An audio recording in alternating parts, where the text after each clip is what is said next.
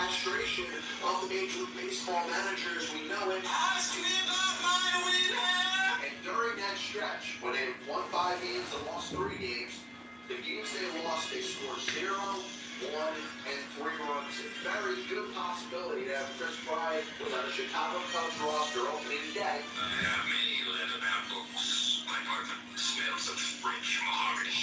What's going on, everybody? Another edition of the Pass Ball Show brought to you by JohnPelli.com, by St. Aloysius Church in Jackson, New Jersey, by Two Ways, One Passion Food Truck located in Scranton, Pennsylvania. Thinking about the World Series as we're getting set for the 117th version of the Fall Classic. And in all honesty, you think about the attention that's spent when we think of the Super Bowl each year and how it's become basically a national holiday. And the same thing does exist within the World Series, and the problem with it is not all about one game.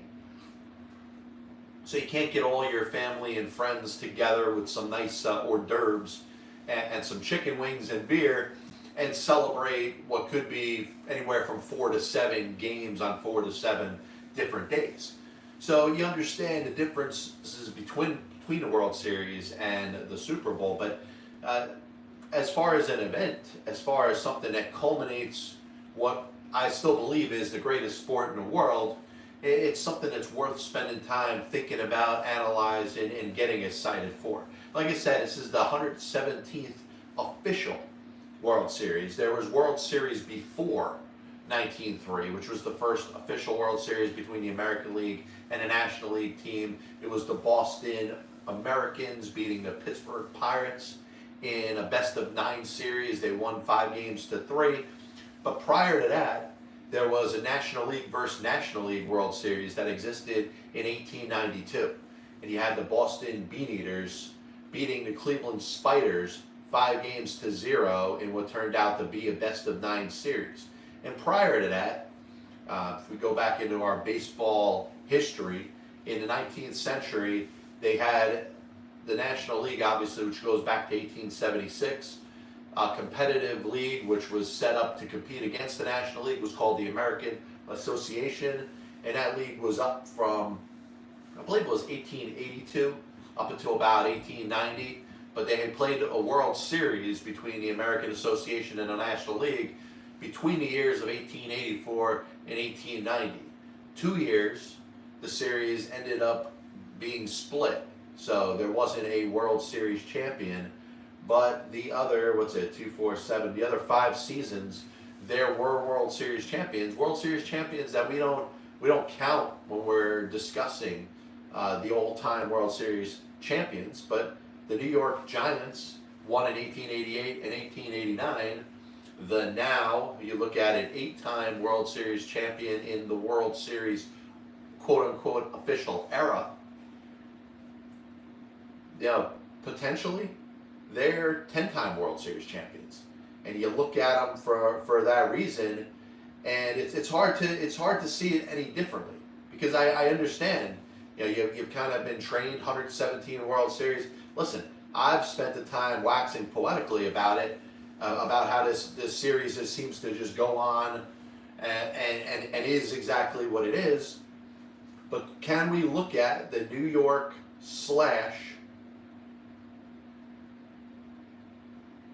San Francisco Giants as a 10-time World Series champion as opposed to an 8-time World Series champion?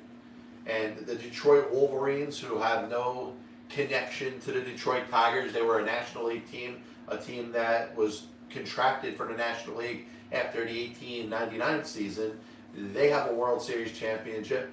The St. Louis Browns, who are now the St. Louis Cardinals, have a World Series championship in the old World Series era. And the Providence Grays, who didn't make it really past the 1890s. So if you want to add 1 to the Cardinals, to where they sit there with 11 World Series championships and say, hey, you want to make them 12-time World Series champions, I don't have any issue with that. I really don't. And then you look at the Giants, who I look at now as 10-time World Series champions. But what we really want to get into is the Braves and the Astros. And we spoke a little bit about it yesterday. And I was glad to be able to do shows back to back with you. Just a reminder, anything that's on your mind in the world of baseball, sports, and unified America, just come my way.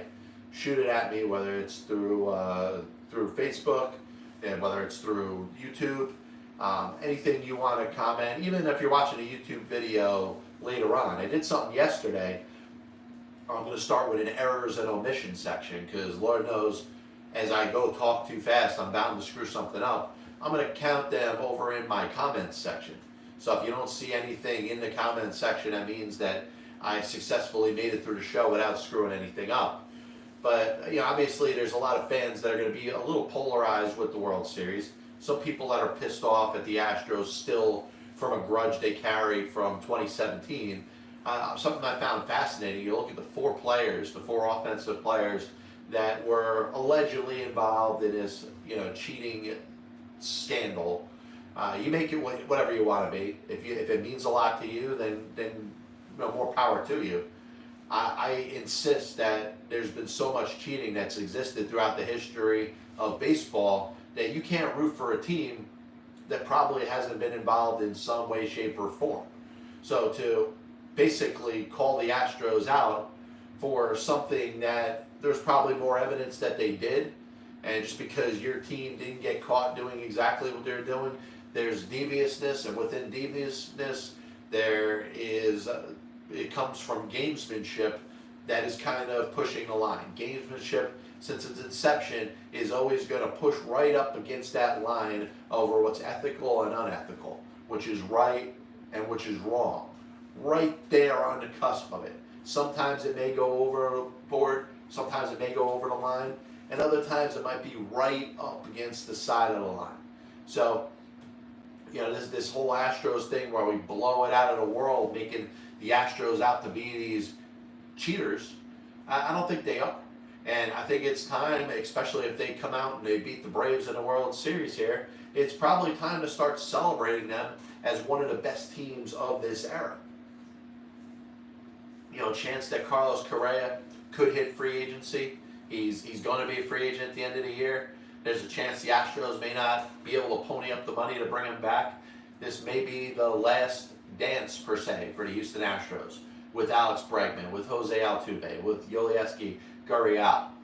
And those four players who have now played in 67 postseason games together, which, by the way, is only 4 postseason games away from the amount of games that Derek Jeter, Tino Martinez, Paul O'Neill, and Bertie Williams played in together. Now, you think of the Yankees in the late 90s, which I'm going to talk about the Yankees in a little bit. The dynasty that they had, all the playoff games that they played together, the core 4 plus Bernie Williams. You got to start looking at the Astros the same way. Listen, the Dodgers have been great over the last 7-8 years. Consecutive division titles up through the 2021 season when they finished a game behind the San Francisco Giants. You look at who is the best in baseball at this time, and with all due respect, the Yankees, who have spent a lot of time being the best team in baseball for several different eras, haven't been the best team in baseball in a while. The Boston Red Sox, who came, a lucky game or two away from getting to the World Series, were better than the Yankees this past year. They've been better than the Yankees really since the turn of the new century. The Yankees, yes, they got World Series championships in 2000 and 2009. The Red Sox have gone out there and won 4. They've won the most World Series championships of any team in the World Series era in this century. And you look at the Giants, who've won 3, the Cardinals have won multiple World Series championships, and you look at the Astros, who are trying to get their second one ever, but their second one in the last 5 years, which, if you look back at the Astros, you've got to give them credit for really being one of the top teams in baseball. And I know last year with the whole, shame parade, where they were expected to be booed in every stadium, but they got bailed out because there was no fans in stadiums. Listen, I hope that all the angry fans got it all off their chest now, because the Astros are going to, amongst their own fans, they have the most support amongst anybody in baseball. Now, the Braves doing a good job too. Braves are going to fill, Truist Park in Atlanta, the new baseball stadium.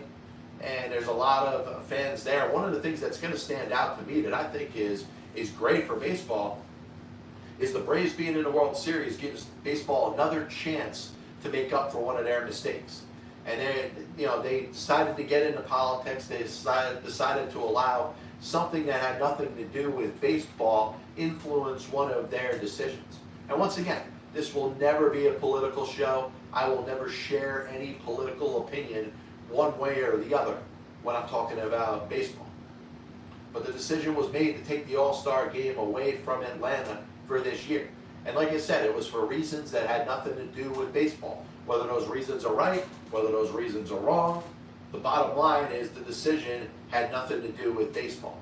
And baseball looks good again because the Atlanta Braves are in the World Series. And guess what? There's a great opportunity for baseball to honor one of the greatest players that the game has ever seen. And Hank Aaron passed away within the last calendar year. Hank Aaron it would have been excellent for Major League Baseball to honor him at the All-Star game. They did a little bit of a half-ass effort to do it, with the players with the jerseys coming there before and the home run derby, and it was a half-ass effort. It was basically damage control to make up for something that they blatantly screwed up. They had an opportunity to honor one of the greatest players in baseball history in an all-star game that was scheduled to be in Atlanta. And they screwed it up. Baseball decided it wanted to get political.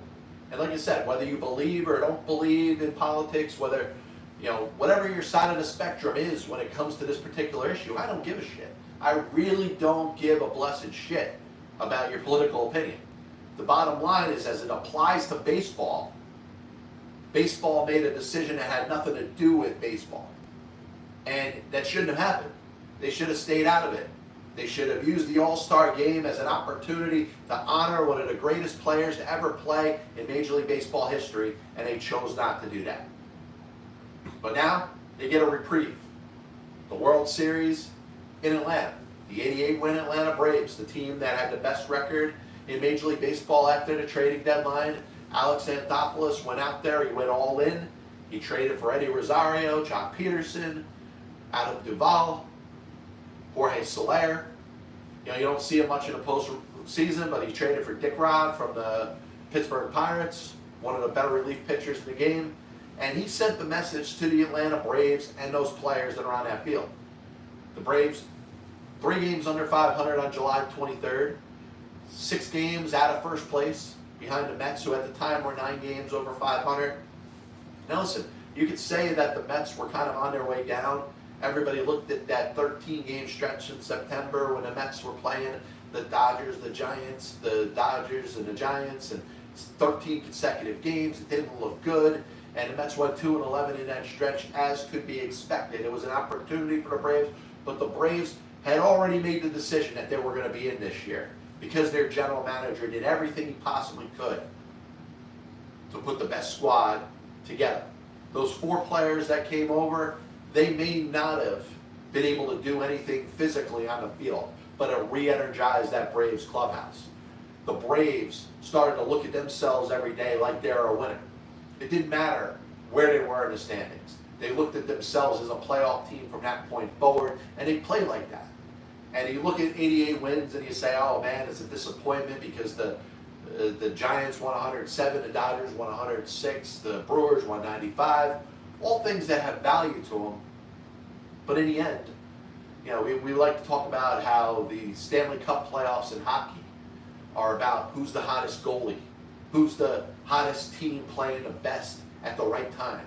Think about the Colorado Rockies in 2007 when they went on that miraculous run. Matt Holliday, did he touch home plate? Who knows? But the Rockies won all those games in a row, and the Braves were the hottest team this year coming into the postseason. Because of that, they're in the World Series. And you know what? I give them at least a 50-50 chance going up against this Houston Astros team that it's good. Now, the Braves are going to have to watch out for a couple things. The Braves have used enough, and I mean just enough, of their starting pitching to get by in the postseason to this point. the Charlie Mortons, the Ian Andersons, the Drew Smileys, who pitched, as a relief pitcher, looked pretty good in an important game for them. Max Fried. The Braves need to get some extension from their relievers. Dusty Baker is going to have that type of influence on the Astros and their pitchers. The Astros aren't going to throw a bullpen game. The Braves might. Brian Snitker, all you keep hearing about how 40 years of baseball, and it's good for him to be in the World Series, the same as Dusty Baker. But the Braves at some point might use a bullpen game. They might use an opener. So don't tell me that Brian Snitker is 100% old school and anti-analytics when the Braves are using an opener and bullpen games. The Braves got to be careful with the amount of times that they go to their bullpen, particularly their relievers that have carried them to this point. Tyler Matzik, I hate to say it, and I'm going to stand on my soapbox when Tyler Matzik gets rocked at some point in the World Series, whether it's Jose Altuve, Yuri Gurriel, somebody's going to hit a big bomb off of him in a big spot. I'm not saying that Tyler Matzik's going to cost the Atlanta Braves the World Series, but at some point, you're going to go to that reliever one too many times. And I don't think Brian Snitker and the analytics staff and the pitching staff and coordinator and coach of the Atlanta Braves are anywhere close to seeing this point that I'm about to make. Tyler Matzik has pitched in too many postseason games. Yes, you could have made a case he was the MVP of the league championship series. He was that great. He's pitched in 9 of the 10 Braves playoff games. And at no point during a regular season has he come close to pitching in as many games as he has over the past 3 weeks. And that's not good. Listen, the numbers could be there. He could get a strikeout in a big spot. I'm sure he's going to come in game 1 throwing gas and probably blowing everybody away that comes up to bat for the Houston Astros. But at some point, the Astros are going to see Tyler Matzik one too many times. And it's not going to work out for Tyler Matzik. And I'd be scared, I'd be concerned if I'm the Atlanta Braves and I'd find some way to rotate their relievers in these games. The easiest way to be easy on your bullpen is by getting some length out of your starting pitchers. See if you can get 6 innings out of Charlie Morton. Don't throw up your hands the second you get in a jam. Hey, it's the World Series, it's the second inning, there's a runner on first base, oh my God, I got to get somebody up in the bullpen. Because you know what? One of the keys to the Braves winning, and I'll give you a couple more keys in a minute, one of the keys to the Braves winning the World Series is spacing Tyler Matzik out. You could tell Luke Jackson, after he gave up that home run to Cody Bellinger, he seems like a different pitcher.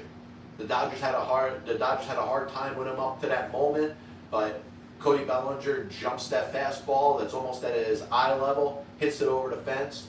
All of a sudden, Luke Jackson can't get anybody out for the Dodgers anymore. Does that carry over into the Braves? No. I think for the Astros against them in the World Series? No. I think the Astros are a different look. I think Jackson may have a little bit of an advantage over him early, but you could see by what happened to Jackson in the NLCS that the same thing can, and I hate to say it, likely will happen to Tyler Matzik in the World Series. And it's not that the Braves should avoid pitching. You should sit Tyler Matzik on a bench and try to win the World Series with everybody but you're going to, every time you're in a jam, every time you feel that this is a big inning to get through a big part of the batting order, the Braves are going to think about putting Tyler Matzik in. That means he's pitching in game 1. As assured as we are that Charlie Morton is pitching for the Atlanta Braves in game 1 of the World Series tonight, we could be assured that Tyler Matzik will be in a game at some point. It's not a matter of game 1. And maybe the game turns into a blowout. Maybe you hold Matzik off altogether. But expecting this game to be contentious, expecting it to be close, 2 really good teams who I think complement each other very well, you're almost sure that you're going to see Tyler Matzik in game 1 at some point in the World Series. And if things work out, which it probably will, I think first time Matzik facing the Astros, it could be the heart of the Astros batting order, and I think Matzik will get through it. Don't go to him in game 2. Don't go to him in game 2 under any circumstances. I hate to say it. Even if it's a matter of holding back Luke Jackson and Will Smith in game 1. Don't go to Matzik in games 1 and 2. You do, I promise you, I'm going to be standing waxing poetic on my soapbox when I tell you I told you so, when Tyler Matzik has given up a big World Series home run for no other reason than he's pitched too much in the postseason. Number 2, you look at the Braves, obviously Freddie Freeman, you can't be any more excited for him being in a World Series. Eddie Rosario, I spent a little time yesterday talking about how, basically there was some symmetry between him leaving the Minnesota Twins, the Twins going from a playoff team to losing 89 games in 2021, and then Rosario rising up to the occasion, being the MVP of the NLCS. Obviously, having Rosario in an outfield with Adam Duvall, likely Jock Peterson, Jorge Soler will probably get in there in the right type of matchup. Maybe Soler plays in game 1. If you look at it, it's going to be in Houston, so you're going to have a DH. So Soler probably playing right field or DHing. Jock Peterson probably gets in there unless the Braves want to use another right-handed bat. But the outfield play offensively is going to be important to the Atlanta Braves because their infield is already solid. Dansby Swanson had a breakout year this year. Austin Riley was great, and then we know about Freeman and Ozzie Albies, and you don't even need anything offensively from Travis Darnell. But are the Braves outfielders going to carry on the momentum? Adam Duvall leading the National League in RBIs combined with his time from Miami and Atlanta. How much is he going to help? Like I said, Soler, who had the coronavirus in the League Championship Series, was very limited, and when he could play, he was activated for the last game or so of the series. But to me, Tyler Matzik is going to be key number 1, and it's a shame. Shame to put a lot of pressure on a guy that has done nothing but perform. He's been nothing but money for the Atlanta Braves in the postseason this year. But the key's going to be, are the Braves going to go to him too much? I know the Braves are going to pitch him in game 1. Are the Braves going to be that naive in thinking that they could just give him the ball every single game and expect the same results you've gotten in the 9 out of 10 games when Matzik has pitched? Thinking about the Astros for a second, obviously, Dusty Baker.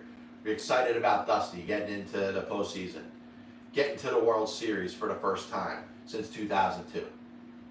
One of very few managers in Major League Baseball history to manage a World Series in both leagues. All incredible things for a great baseball man and a person that has ties to the Atlanta Braves. He was in the on-deck circle when Henry Aaron hit his 715th home run off of Al Downing of the Los Angeles Dodgers. Dusty Baker was a solid player, solid outfielder, had a good Major League Baseball career, and made a good manager. In fact, should have stayed around with the Giants after they made it to the World Series in 2002. The Cubs went sour on him after a down season, after he took them within an Alex Gonzalez error away from getting to the World Series in his first year there in 2003. The Reds, who wanted to play the whole analytics card on Dusty. Hey, he's got to be an old school baseball guy because he's older. They didn't realize how much Dusty Baker was willing to embrace analytics. They went to Brian Price, the pitching coach, who seemed to be even more clueless. Then you got the Nationals, who treat him like garbage after he wins 95 games and 2 straight NL East titles. So, for the Astros, listen, I think there's a lot of fans that are kind of ambivalent on them, kind of in the middle. I think the good baseball fan, the solid baseball fan, loves Dusty Baker, and very well should. And then the average baseball fan is pissed off at the Astros for what they did in 2017. So, I would say if you're an American League fan, maybe you're a Yankee fan, maybe if there's any Rays fans out there, obviously Athletic fans, maybe White Sox fans, Boston Red Sox fans, you're pissed at what you think the Astros did in 2017. I can see why you root against him. But like I said, Dusty Baker makes a great wild card. He's a great kind of counter to what you may hate about the Houston Astros. Another thing, I look at the Astros and I think they are a little weaker in the bullpen. You know, Christian Javier, had a great performance in the ALCS. Ryan Presley, a couple times he's gone out there, he's gotten the job done. Obviously, you look at Kendall Graveman, who came over from the division rival Seattle Mariners, looked very solid in the games that he's pitched. I wonder if the Braves can get to this bullpen. And, you got to trust that Baker, if he is making a decision in regards to how long pitchers are going to stay in the game, whoever is making that call, are they going to stick with their starters long enough? And it sucks that the Astros don't have Lance McCullers. We already know that Justin Verlander wasn't going to pitch this year at all. Zach Greinke, it's amazing what he has kind of been lessened to. A guy that's not good enough to get out of the second inning without even really imploding. How much trust, how much of a leash is whoever's making a call in regards to pitching of the Houston Astros going to have with Zach Greinke? It's interesting. I can't wait to watch the World Series. I'm excited about it. Hopefully, we have a 7-game series. That's what I'm hoping for. Who do I want to win? Listen, if the Braves won, I wouldn't be mad. If the Astros won, I wouldn't be mad. I'm kind of thinking about Ronald Acuna and Justin Verlander, two extremely integral parts of the Braves and Astros of Christmas past.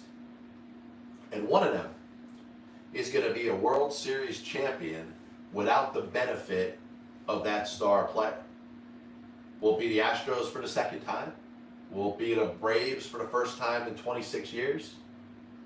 We'll soon find out. Where nobody's going to be talking about the World Series is going to be the city of New York. And the city of New York and its group of writers and people in the media have absolutely nothing better to do. And they're pissed off. They're pissed off because their beloved Yankees are nowhere to be found. Lost a wild card game against the Boston Red Sox, ending their season. Now listen, 92 wins, probably nothing to be ashamed of, but the New York media wanted to be promoting the World Series. The majority of the New York media that picked the New York Yankees to be in the World Series. You could talk about wanting some information. Listen, the Mets make the playoffs, whoop-de-doo. Sure, the media will cover it. The media in New York cares about the Yankees. And the fact that they're pissed off that they didn't make it as far as the New York media and all the pundits and experts expected them to be. Now listen, I looked at the Yankees as a playoff team. I looked at the Yankees as a team that was supposed to win the American League East. I looked at them as a team that will be in the ALCS. Gun to my head when I was forced to make a decision, I picked the White Sox over the Yankees in the ALCS. And you know what? The majority of people that were picking the ALCS had the Yankees and the White Sox in it. Maybe some picked the Astros.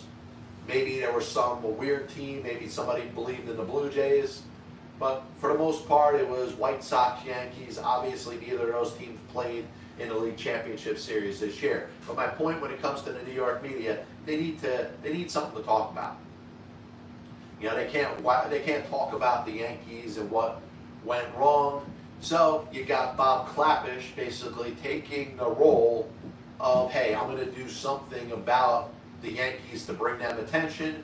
And he comes up with this story talking about the chemistry in the Yankees clubhouse, and he centers it around Brett Gardner and Gerrit Cole. Now, the first thing I have to say about that is Gerrit Cole became the poster child for the spider tack, the use of the sticky substances on baseball, and the fact that it did give pitchers a distinctive advantage. That's the first point that has to be thrown out there. Whether you love Gerrit Cole, you hate Gerrit Cole, whatever. Using the sticky substance enhanced the spin rate of the baseball, which made Gerrit Cole a better pitcher. So all of that being true, as redundant as it may sound,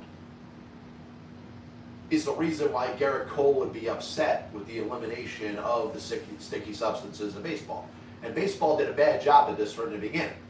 If they're going to implement something, I would expect it to be between seasons. I was surprised to see when it was, May or, the end of May, early June, where baseball quickly decided that they were going to implement this thing right away. I'm surprised the Players Association didn't throw out that much of a fight about it. Tyler Glass now blaming the removal of sticky substances for the decision that he had to make to have Tommy John surgery. Listen, there's a lot of pitchers, not just Gerrit Cole, that were pissed off that this ban was put into place. Like I said, the timing wasn't right. If Major League Baseball had it to do over again, they would have implemented it between seasons or before the start of a given season. So that's a bad call on their end. So Gerrit Cole has every right to be pissed off. He has every right to be upset. You saw him in that first press conference, obviously shooken by what happened and the fact that this was being taken away. He knows that if he goes through his regular pregame routine, he's going to look like a bigger fool when he is the first person to get caught or stopped for using the substance that he's putting on the baseball. So, number one, you got to know that Gerrit Cole is shook by this whole thing. Watching the press conference, watching his reaction, understanding that you can see the passion in his eyes of how much he cares about baseball, but also cares about what he's been doing over the last several years. Now, we can talk about the levity of it. We can talk about whether it's cheating, whether it's giving him an unfair advantage. I don't really believe that.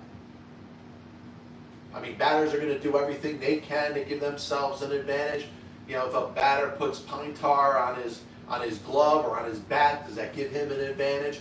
Who knows? But obviously the spin rates went down after baseball eliminated the sticky substances. So back to Gerrit Cole, obviously he's going to be in a pressure point type of situation. I'm surprised one of these clown-ass reporters didn't drill Gerrit Cole with a ton of questions until he imploded to them. But Clappish wants to make a story. Clappish was on the show. I think he's a good writer. He's a ballsy writer. And I said that when I spoke to him. He wrote the book, The Worst Team Money Can Buy. And, stood up there and took on the New York Mets of 1992. Bobby Bonilla, was pissed off about this book that was written during the season, went after Bob Clappish. So, I have no issue with Bob Clappish, the writer. Bob Clappish obviously has a responsibility to work on stuff, to report, to do the job that he does. And when it comes down to it, it looks a little small when it comes to trying to expose the Yankees to be this team that's out of whack, this clubhouse that's in disarray. The players amongst themselves are imploding, because that's always a narrative that's pointed to every time a team doesn't win enough games. And the Yankees didn't win enough games this past year. Was it because the chemistry in their clubhouse was that shot? No. I think part of it had to do with the elimination of the sticky substances, which messed up Gerrit Cole. Gerrit Cole was not the same after that. Those are all facts. Now, if I was reporting on this, I would have just stuck to those facts and not try to make it out to be any deeper than it really was. Now you draw this divide, Brett Gardner, you're choosing fans to pick Brett Gardner or Gerrit Cole, and obviously the fans are going to take it hook, line, and sinker. They're going to jump right into it. Oh man, Brett Gardner should have understood that Cole was sensitive about this and shouldn't have done the pine tar thing, knowing that Cole might get upset. Oh, Gerrit Cole was acting like a baby. If you're a Yankee fan and you fed right into this and chose a side like the story wanted you to do, you fell right into it. You took it. Like I said, hook, line, sinker. The issue with the Yankees, yes, it had something to do with the sticky substances. It also had to do with the fact that the Red Sox were playing better baseball and beat them in a winner-take-all game. You can point to the fact that the Yankees swept the Red Sox later on in the season, but the Red Sox for that one day were the better team, and they moved on. They used that momentum to get themselves past the Tampa Bay Rays and into the League Championship Series, where they eventually lost to the Houston Astros. And if you're a Yankee fan, you're probably bothered because you don't look at the Red Sox being that much better than you. The Astros, as they sit there in the World Series, you say, all right, they might be better, but you're not looking at a team that's leaps and bounds better. And you think of the Astros a couple of years ago, they had Gerrit Cole in 2019. Now Gerrit Cole's on the Yankees. And listen, the Yankees were compromised. Cole was compromised by the removal of the sticky substances in the season. So this narrative that the media throws out there, oh, the Yankees clubhouse is so, in tatters.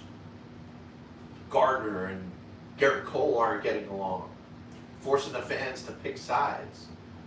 This whole thing about Joey Gallo. Listen, Joey Gallo, if you understand baseball, if you have any baseball acumen in your mind, you understand who Joey Gallo is as a player. He may be a little quirky. In this article, you see the routine, the regular things that he has. But one thing has nothing to do with the other. His routine has nothing to do with the fact that he basically is a 200 hitter. He's going to hit 38 to 40 home runs. That's just going to be what he does. He's going to walk 115 times. He's going to strike out every other time, just about. And I believe that there are probably a lot of Yankee fans that didn't know enough about Joey Gallo. Because those of you that think that the idiosyncrasies and the things that Joey Gallo does before a game have anything to do with the fact that he hit 199 this year, should go up onto Baseball Reference and look at Joey Gallo's career batting average. His career batting average is 206. His first season in 2015, he hit 204 and 108 at-bats. He was 1 for 25 in 2016 at the age of 22. At the age of 23, he hit 41 home runs, but hit 209. He hit 40 home runs the next year and hit 206. The only year that he hit outside of 2-0 something was in 2019 when he hit 253, made his first All-Star appearance, had a 22 home run season in 70 games, and basically looked like a different player than he's looked at any other time throughout his career. 2020, he hit 181 for the Texas Rangers. This past year, he was hitting 223 for Texas, but if you look back at what had been the previous 6 seasons of his Major League Baseball career, you see that Joey Gallo is essentially a 200 hitter, a 200 and change hitter. He's going to have a high on-base percentage because he walks a lot. His slugging percentage is going to be up there because he's going to hit 38 to 40 bombs every year. You know what Joey Gallo is. In fact, he's the poster child to this generation's 3 situational outcomes. Either a walk, a strikeout, or a home run. He's actually a more profound version of what Adam Dunn was over the course of his many years as a Major League Baseball slugger. He'll walk, he's got a good eye, he's gonna try not to swing anything out of the strike zone. Every swing he's gonna be swinging for the fences. And he's gonna connect on some, and the other times he's gonna miss it. And he's gonna strike out an awful lot of times. This is what Joey Gallo was. Any idiosyncrasies or anything that the media wants to come up with does not determine what Joey Gallo is as a ball player. If you had paid attention, Yankee fans, you would have known what Joey Gallo was before the Yankees acquired him. I was happy for the Yankees that they got him too. Left-hand hitter, he's going to hit some bombs. Having him on the roster this coming year, which I don't think the Yankees are going to trade him. Maybe they do, maybe they don't. I think he could go out there and hit 40, 50 home runs at Yankee Stadium. Played 81 games there. He's also going to strike out 200 times. He's also going to walk over 100 times. Those are things that are going to happen. And he's probably going to hit around somewhere between the 199 that he hit this year and the 209 that he hit in the 2017 season. Last thing I wanted to get into, thinking about the upcoming Veterans Committee ballot, which we know is going to include, at least to be voted on, the likes of Dick Allen, Gil Hodges, many other players, Maury Wills, who's a player that I would give a lot of respect to, would love to see him get in the Hall of Fame. Kind of a different type of player, though. If you look at Maury Wills' stats, you're probably going to be underwhelmed. He was a great base stealer. He was a solid player in the 1960s with the Los Angeles Dodgers. And I think one of the things that hurt Maury Wills was the fact that his career came to an abrupt end. If Maury Wills had played through his late 30s into age 40, his stats, I think, would stand out a little bit better. Now, when Maury Wills stopped playing, his last season, which I think was 72, and I'm going to have to look this up, he fell on his face. He had an awful, awful season. And in fact, in a time and age that was before free agency, it was tough for the Dodgers to justify bringing him back for the 1973 season. And if you look at Maury Wills, he hit 129. He had a 357 OPS. He had 17 hits and 132 at-bats. And may have started the year as the starting shortstop, but by the time that season ended, he was gone. That wasn't what he was doing anymore. And the fact that his career, which ended up not starting early enough. He came up as a major leaguer at the age of 26. And I stand corrected. You know, Maury Wills played through his age 39 season. The biggest issue was the amount of years that he spent in the minor leagues. So, looking back at Maury Wills, let's say, from 1959 to 1969, or you want to throw, let's throw every year except for that last season in there. His OPS goes up 6 points. I don't know. You're looking at a guy that, from the game that we look at today, which is so centered around OPS, it's so centered around slugging percentage and on-base percentage. This was a guy that hit 281 for his career. This is a guy that stole almost 600 bases over the course of his career. And I think the one thing that you go back on that kind of hurts him is the fact that he didn't make his major league debut until he was 26 years old. In 1959, he was almost 27 when he stepped foot on a Major League Baseball field and played for the first time. Do I think he's a Hall of Famer? Man, I think baseball has got to take care of a lot of issues with players not being in a Hall of Fame before I start to really concern myself with Maury Wills' case. And like I said, I like Maury Wills. I'd like to see him get in the Baseball Hall of Fame. I would absolutely root for it. I don't think he should get in this time. Players that I should see get in, Dick Allen. I mean, Dick Allen passed away last year, basically leave an egg on the face of Major League Baseball. For baseball to look at a player that really had every right to be in the Baseball Hall of Fame and wasn't. Was it because he was black? Was it because there was some racism that still existed in the 60s and 70s that kind of held it back? I'm not going to unsubscribe to that. I think that had something to do with it. You're looking at a player that at his peak, at his best, there were very few players as good as Dick Allen. And if you look at Ralph Kiner, as dominant as he was over a short period of time, Dick Allen was every bit what Ralph Kiner was. Maybe even a little better. And like I said, you may not have liked Dick Allen. Some of the writers may not have liked Dick Allen. This is a guy that absolutely 100% unequivocally belongs in the Baseball Hall of Fame. Another one's Gil Hodges.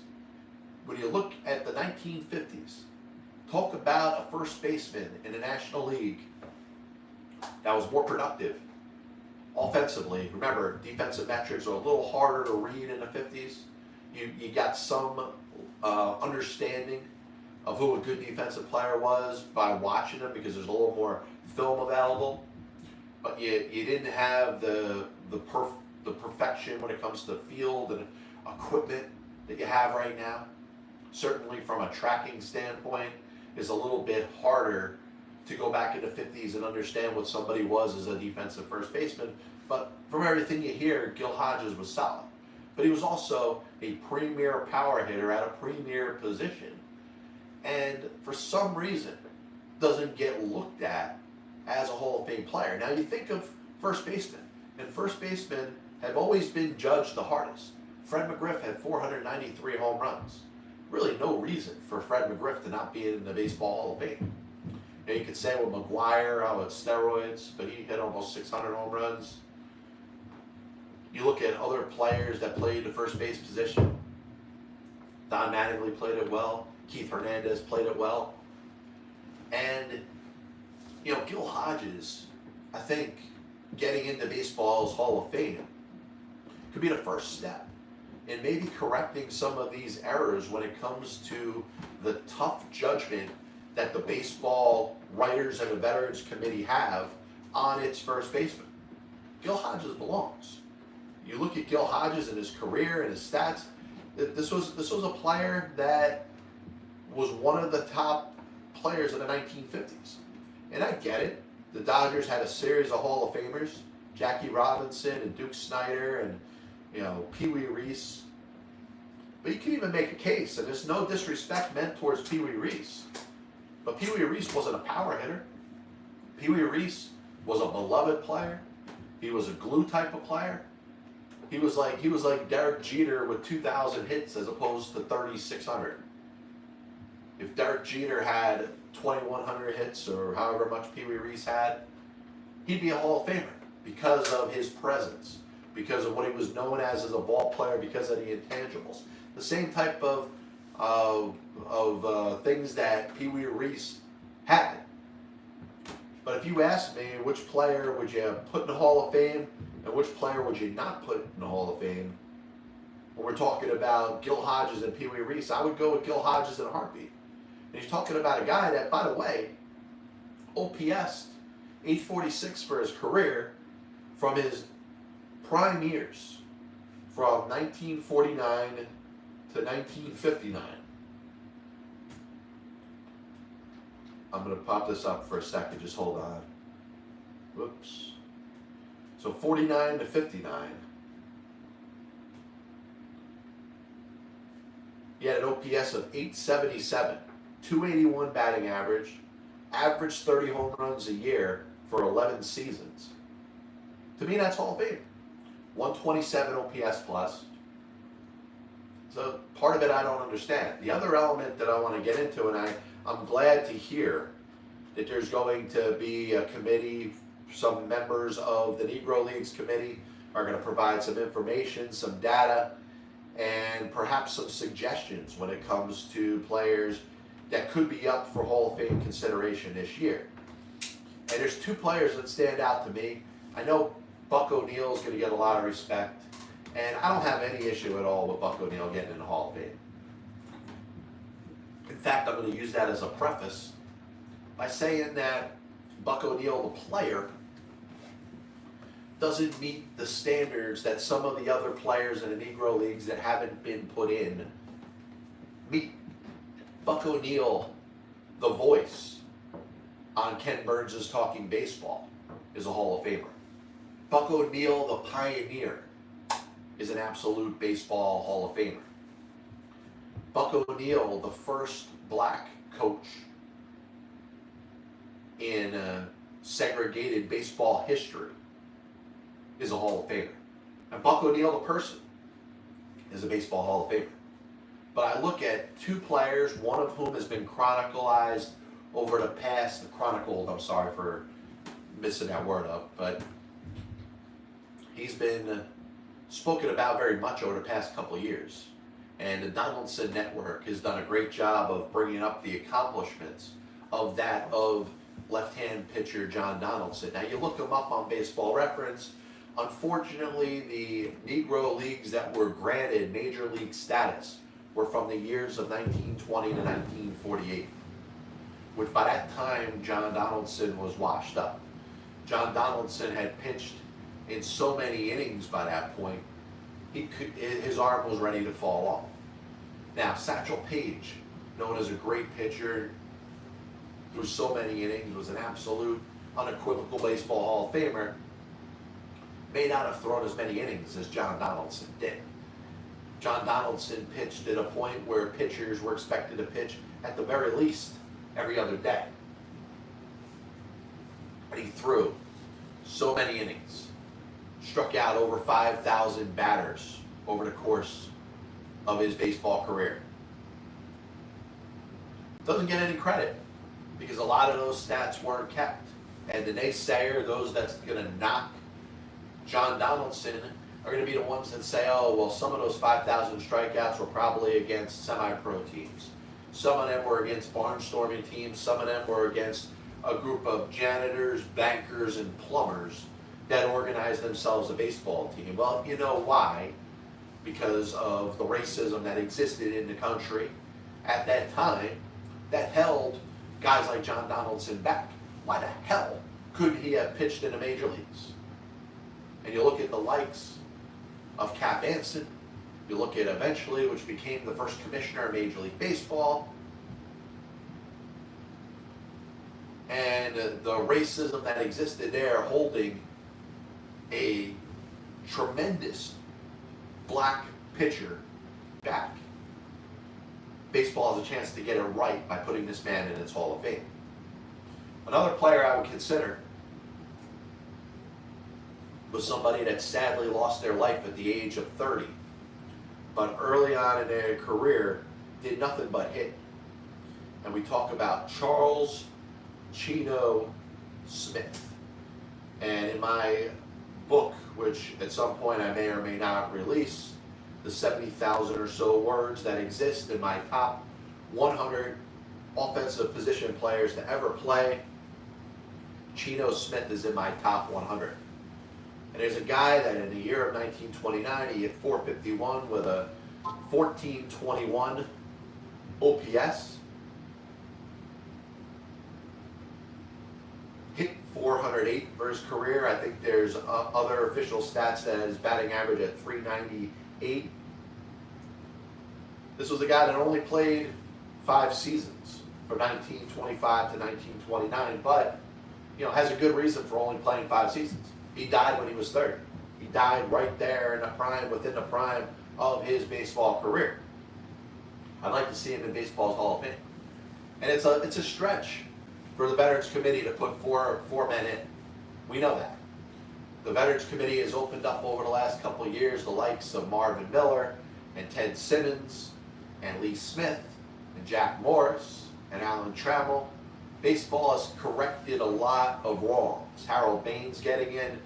You may not like it, but Harold Baines was he was a borderline Hall of Fame player that got in. Maybe it opens the door for other players like Harold Baines that had great impacts on the game of baseball. To put 4 in, it will be a lot. So I'm going to leave you with this. If I'm going to rank the 4 on the most deserving to be in a Baseball Hall of Fame that I just mentioned, I'd like to see them all get in. But I have to go Dick Allen 1. I go John Donaldson 2. If I could get 2, I'd be happy for Allen and Donaldson. 3, I'd go with Gill, because I think Gill absolutely belongs in, and hopefully baseball eventually gets it right. And Chino Smith would be number 4.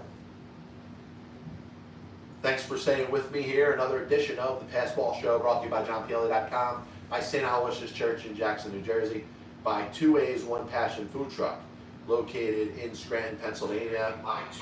We officially will be back with you next week.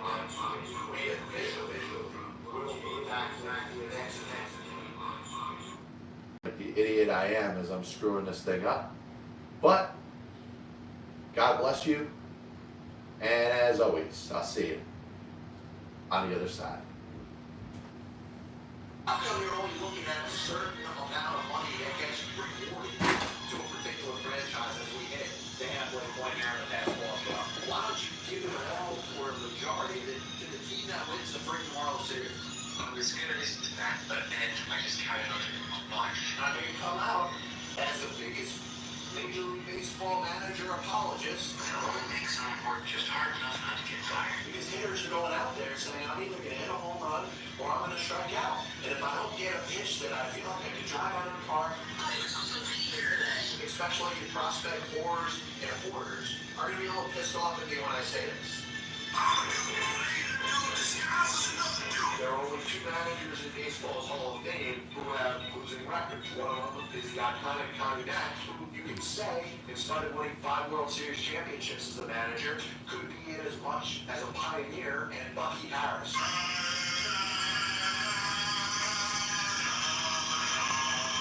And what side of the spectrum they're on? Were they pitching? Were they batting? If your favorite team was pitching and a ball got inside to hit a batter, there's no way it could have been on purpose. But if you were to fan a team that was batting and a ball got inside and hit somebody or run behind somebody's head, absolutely.